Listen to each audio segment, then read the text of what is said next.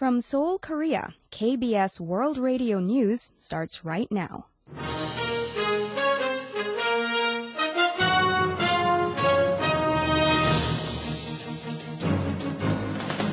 On today's broadcast, a new report from the U.S. Congressional Research Service says China's policies on North Korea have not fundamentally changed. The advance team enters Mount Kumgang to prepare for South and North Korean family reunions, and the National Tax Service reports only 58% of this year's taxes have been collected as of July. This is KBS World Radio News. I'm Lauren Hardy.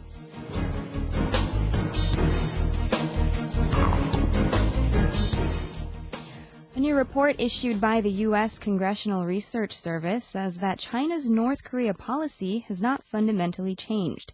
The report, titled North Korea-U.S. Relations, Nuclear Diplomacy, and Internal Situation, said that despite China's agreement on new restrictions against Pyongyang, subsequent statements by Chinese leaders indicated that they had not altered their fundamental stance toward North Korea. The report said that China is rhetorically committed to the goal of denuclearization, but its overriding priority is to prevent the collapse of North Korea. The report then cited that China is expanding economic ties and supporting joint industrial projects between China's northeastern provinces and North Korea's northern border region. On Kim Jong-un and his regime, the report said Kim appears to have consolidated power at the apex of North Korean regime, though uncertainty remains about the regime's priorities. China's Foreign Minister Wang Yi has expressed confidence toward yielding a new substantive agreement with the U.S. on resuming the six-way nuclear talks and effectively pursuing the denuclearization of the Korean peninsula. Wang, who is visiting Washington, expressed such position after he held talks with U.S. Secretary of State John Kerry on Thursday.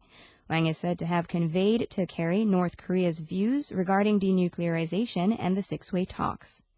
Earlier on Tuesday, Wang had met with North Korea's first Vice Foreign Minister Kim Kye-kwan in Beijing and discussed ways to reopen the six-nation nuclear negotiations. Meanwhile, the Russian Prime Minister stressed on Thursday that the North's nuclear weapons must be put under international control. He also said that realizing economic cooperation projects between the two Koreas and Russia, including a railway project and a gas pipeline project, would contribute to the stability of the Korean peninsula. An advance team preparing for Wednesday's reunion of separated families at Mount Kumgang entered the scenic mountain resort in the north on Friday. The advance team will fine-tune views with North Korean officials on the issue of accommodations for South Koreans who will visit the North in 5 days to reunite with their long-lost kin. The South and North are negotiating which hotels the reunion participants will stay in during their event. The advance team will stay in the North from September 25th to the 30th to go over details for the smooth operation of the family reunions.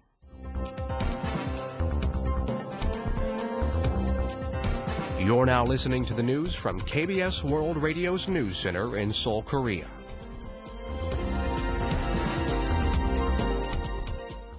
A new report finds that less than 60% of this year's tax collection goal was met during the first 7 months of the year, posting the lowest figure in 15 years. According to the report that main opposition Democratic Party Representative Lee In-young got from the National Tax Service, tax revenue amounted to roughly 116.5 trillion won as of July, or 58.5% of this year's tax collection goal. During the same period last year and in 2011, 65% of taxes were collected. The report found that revenues of corporate, inheritance, and donation taxes were sluggish.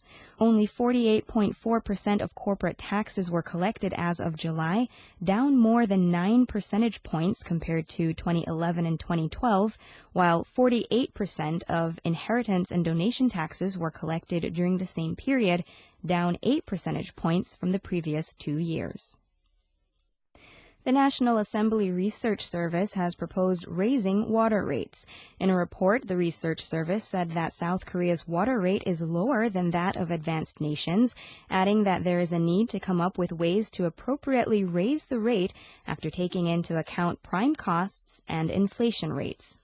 The report said that South Korea's water rate stood at 619 won per cubic meter as of 2011, or a quarter of the water rate in Britain, 1/5 of the rate in Germany, and 1/7 of Denmark's rate. The report noted that while South Korea's water rate is low, the amount of water used by one person in South Korea in one day amounted to an average of 279 liters, or higher than the average usage in Britain, Germany, and Denmark. The report also noted that among members of the Organization for Economic Cooperation and Development, only South Korea is using more than 40% of water resources, and stressed the need to readjust water rates, also in consideration of the environment. A new report finds that South Korea's outward foreign direct investment, or FDI, surged last year, while in general, global outward FDI shrank. According to the report issued by the Export-Import Bank of Korea, South Korea's FDI posted a net outflow of $32.9 billion last year, up 13.7% from 2011. The figure placed South Korea in 13th place around the world in terms of outward FDI. 57% of South Korea's investment went to developing countries and 41% to advanced countries. Meanwhile, global outward FDI fell 17% compared to 2011. The report stressed the need for South Korea's FDI to go toward more diverse industries, citing that such investment mainly centered on manufacturing and mining industries. The crippling global financial crisis spurred by the bankruptcy of Lehman Brothers on September 2008 is still felt around the world. In Part 3 of our series on key economic situations of Korea and beyond in the past 5 years, Park Jung-hung explores South Korea's growing household debt problem. South Korea's household debt has doubled since 2004, at a staggering estimated 980 trillion won, or more than $900 billion. It is widely seen as the biggest economic risk facing the country today. Catholic University professor Yang Jun-seok says the household debt problem has gotten worse since the 2008 global financial crisis. That caused the global credit crunch, and it caused a global recession. So due to the recession, more companies and people, obviously because either they were out of job or because the demand fell, they had to borrow more money, and that's the cause of the increasing household debt, not only in Korea, but in virtually all other countries which were affected by In times of sluggish economic growth, snowballing household debt leads to shrinking consumption that eventually weighs heavily on the country's economic recovery. Some warn the current risks involving household debt are as alarming as when the 2008 Lehman-triggered crisis all began. Experts say the quality of the debt is a more serious problem than the amount. The Hyundai Research Institute said its index of the overall risks of household debt this year measured 148.7 points, considering people's income, financial and real estate assets, and the interest burden. The figure has edged closer to 154.4 recorded in 2008. Amid the surging cost of South Korea's deposit-based jeonse rental homes, economists say it is possible interest rates will soar as the U.S. tapers off of its quantitative easing. Others point to the need to prop up the sagging economic growth rate and households' ability to pay back what they owe. In 1990, the ratio of income going into the national household expenditure was 70%. This figure dropped to 61% in 2011 amid the slumping economic growth. They advise that this ratio needs to be beefed up along with efforts to boost the nation's growth rate. Park Jung-hong, KBS World Radio News.